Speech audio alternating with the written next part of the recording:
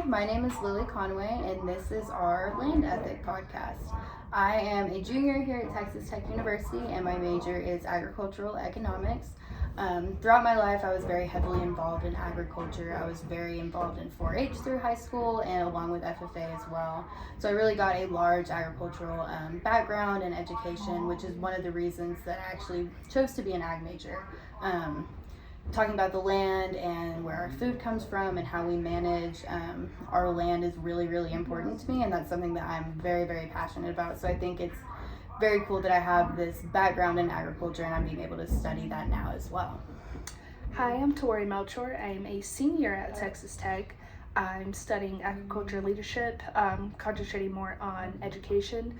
Unlike my partner, I have a little background in agriculture. I joined the FFA in high school, which led me to my major in studying agriculture, as far as how we can teach others about agriculture. That's what really drove me to choose this major. I want to spread awareness. I want to teach people where they get their food from, their produce, things like that. I just want to further our education in agriculture. Yeah, I think that's a really big part, and I think it's super cool that we're both passionate about that. So, like, when talking about how passionate we are about agriculture, that heavily relates to Aldo Leopold's land ethic. So his land ethic really revolves around the idea that humans are part of a community and that the land, the plants, animals, and the soil all interact with each other for a multitude of different things. And that's one of the things that we've also talked a lot about in our class is the natural capital. So within Aldo Leopold's land ethic, he thinks that he really emphasized a moral responsibility towards the environment and advocating for an ethical framework that considers the well-being of the whole agricultural system and ecological system, and not just based on what humans need. So he really, really urged for a shift of perspective and meaning treating nature with respect and recognizing all of that interconnectedness between all of those living things. So I think like his land ethic really, really called to respect our environment, not only through understanding how our environment works, but also based on our actions and respecting that environment by making smart, informed decisions that are not only going to benefit us, but benefit the environment as well. Yeah, I'm going to cough throughout this video. I just want to apologize. I'm a little sick. Talking about our own land ethic, and after reading everything, and going off of my major, all kind of wrapped into one, my own land ethic is I do believe that humans should be more involved in how we take care of our environment, how we take care of natural parks, how we just take care of our backyard. And I think a lot of that has to do, again, with how little of education we have on the environment, how we could take care of the nature around us, how we could take care of the wildlife, how we could take care of livestock. So I think that the lack of education is kind of sad. So there's no way to interact or have people be more involved in taking care of the environment without further pushing education and those sorts of things into our regular curriculum, starting anywhere from like elementary school. So going off of that, there's no real way to protect anything. There's always going to be something that that kind of just greater of two evils is what I meant by that. There's always going to be something that kind of just like is going to be bad. You can try to recycle, but there's always going to be trash. You can try to pick out different fuels or, you know, try to harvest different fuels, but there's always going to be fuel. There's just so many, so you just got to pick the lesser of two evils. Yeah, there's always definitely going to be that decision that people have to make when treating the environment and when managing our natural resources, whether it's fuel, whether it's livestock, or even our food. And I think that the education really heavily ties into my land ethic as well. And I kind of agree with Aldo Leopold. Like, I really do think that as humans and as a species, we need to treat the environment and all of our ecological systems with respect. And for us to do that, we need to be educated. Like my partner said, and she's in ag education, she knows just how important agricultural education is. And I think that one of the other things with education is people aren't going to know how to properly manage the environment if they are not educated. And I know this kind of makes me think of our last video that we did, and I kind of talked about how poverty, people who are in poverty are very much of the time have limited access to education. They have limited access to food. So when those types of people don't have access to education that is going to help them grow their own food sustainably or treat their land sustainably, we can't expect them to treat the land with that kind of moral respect because they don't have the educational background to do so. But so while I do think it is important to treat the land with respect and really like sustainable agriculture and proper techniques of that, I do understand that there is kind of a disconnect with who is able to do that and who does not have the resources to do that. Yeah, so we want to go ahead and talk about some historical things that have happened. I am not very well versed in historical things that have happened in Texas, being a Californian myself. There is something that's really cool. I've heard it mentioned in a lot of my classes. You mentioned it, something about the Dust Bowl. Yes, so as we're talking about managing natural resources and sustainable agriculture, it's very easy to look back at our history and see in what ways we have failed in that manner. And I think one of those big things that we can look back at and learn from is the Dust Bowl. Dust Bowl happened around the time of the Great Depression. It was a combination of a lot of drought, and it was a combination of people depleting the soil that our crops are growing on. And so without the techniques of switching crops every year and rotating fields, they did not have the education about that, so they didn't have the knowledge to do that, and in turn the Dust Bowl was created because there was nothing to hold down the soil because nothing would grow since the soil was completely depleted. And had they known that rotating their crops would have been so important and would have saved them, they wouldn't have been in such a dark economic situation. So whenever you look at things like that, we can look back at our history and see how our natural resources have been mismanaged and how much that has truly hurt our society. And it really comes back to education, in my opinion, as well, because they did not have the education on these things. They didn't know that rotating crops was as important as it was. And in turn, for several years, they weren't able to grow anything, and families were starving. They didn't have any money, and it was really, really detrimental to the plains. So you mentioned something about mismanagement, yes, which makes me think of a paragraph I read in Leopold's. Yeah, Aldo Leopold's Land Ethic. And I want to kind of quote that real quick. It's going to be 2 parts.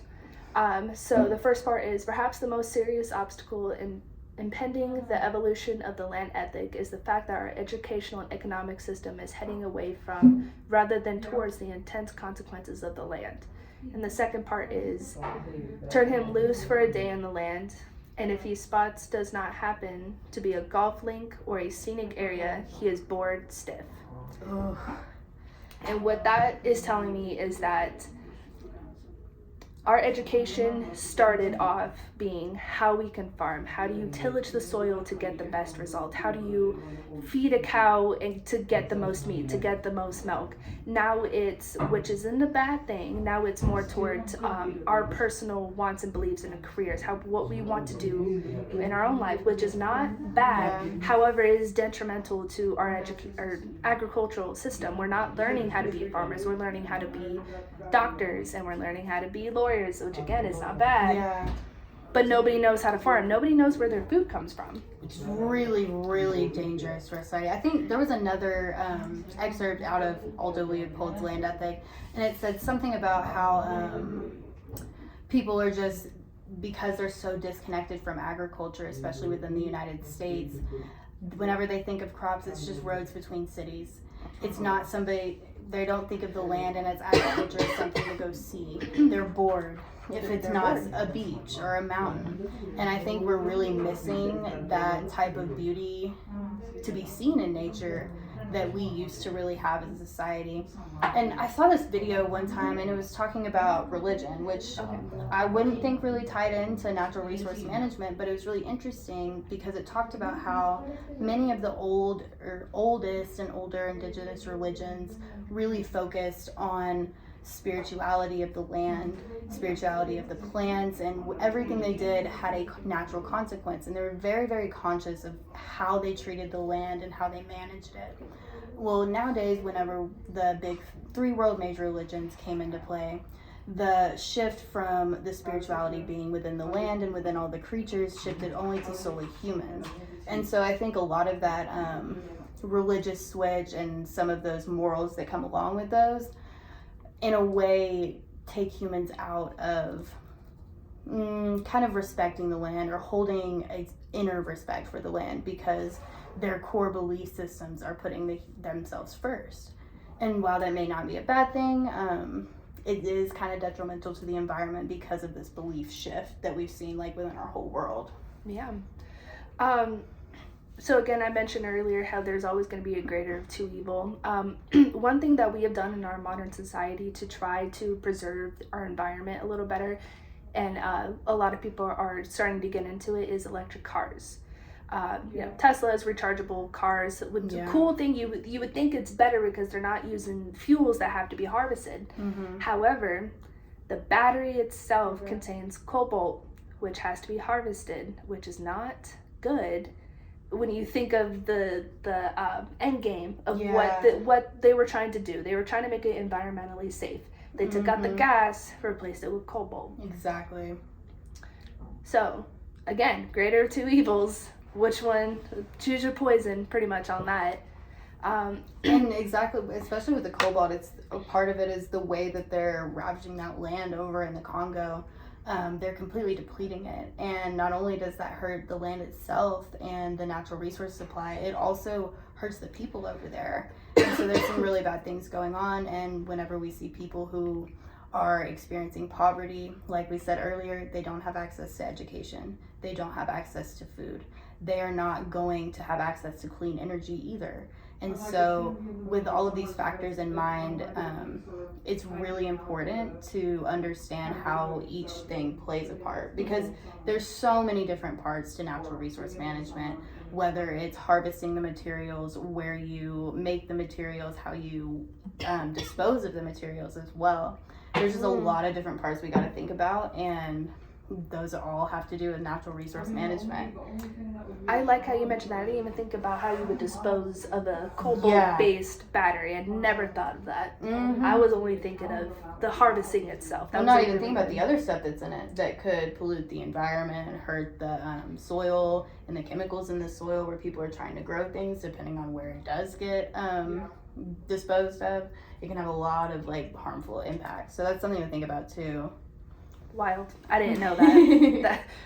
Excuse me, I didn't know that. That was pretty cool.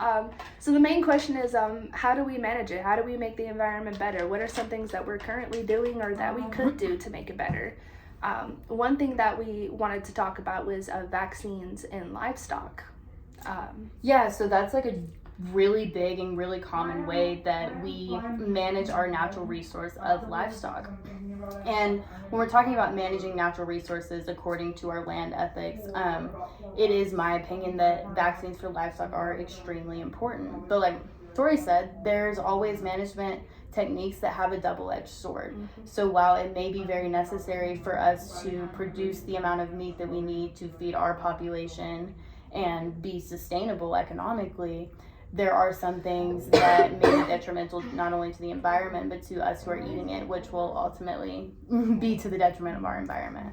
One of those detrimental things is that if you vaccinate livestock, they are no longer considered organic. Right. And because of that, they become less desirable. So by doing that, looking at it from an economic standpoint, is that now you're taking away money from that farmer because they have to make sure that their livestock is good and well, have all their vaccines, and which is fine, but they're in less of a demand right now. People want organic, they want grass-fed, they want farm to table. So we want to vaccinate our livestock. You're taking away money straight out of that farmer's pocket. Well, and many of these people who want the grass-fed, they want the organic, they don't know what it is. Mm-hmm. They do not have that education to make sustainable, proper decisions, because you can walk into the grocery store and see some chicken that says gluten-free, and maybe they'll think it's better. It's the same. It's exactly the same, and nobody could tell the difference. Nope. Education. Education. It's important. It is important. One of the other ways that we were thinking about how natural resources are managed is through hunting. We have seasons for hunting to manage those populations in different areas of our country and around the world. We've got deer hunting, we've got duck hunting. So all of these seasons, and this is a huge way that we as humans manage our natural resources, because if we were to not hunt the deer and that population were to go up, it would definitely hurt the balance of that ecological system. Because you got to think, what do deers eat? The herbage, the vegetation that's out there. If we're not controlling that population, they're gonna out-eat everything. And what's left? We're gonna have another dust bowl. Mm-hmm. I guess that's how that works. So there's a reason for these hunting seasons, is basically what we're getting at. Mostly population control, but another thing is pest control. Yes. So one hunting practice that does control the pest hunting is hog hunting. I don't know if you ever met a hog. They're not nice. They're not nice. But not only are they not nice, they dig up crops, they ruin habitats that don't need to be ruined. They just ruin everything. Imagine, they just tear up the land and make a mess, and they're invasive. Incredibly invasive. Incredibly invasive. So there are seasons to hunt hogs, but not year round, because we don't want to get rid of them. They're Actually, I think you can hunt hogs year round. Can you hunt hogs? Because they're so invasive. I think you can. I take it back. I think you can. Education, it's important. Excuse me, my understanding was that there was hunting seasonally for hogs, but I guess since they are invasive, that makes a little more sense. It has gotten bad. Especially here in Texas, like you see people like hunting them from helicopters and things like that. Like, it's bad. Farmers will pay people to go hunt hogs. Absolutely. My best friend's grandfather actually paid my friend to go hunt hogs because they kept tearing up his cornfield. Tell him to call me next time. But yeah, so ways in managing our natural resources very much coincide with our land ethics, because if in our hearts we think that the land needs to be respected and managed in a proper way and be educated about it, that is in turn going to impact the decisions we make about natural resource management, whether that be hunting, whether it be planting ground cover crops in the off season, or even vaccinating your livestock. Those are some of the ways that natural resources are managed. And I just want to leave this off with a little fun fact with everybody. We did mention education a lot. It's because we're so passionate about it. Or at least I am so passionate about it. We're both so passionate about it. Excuse me.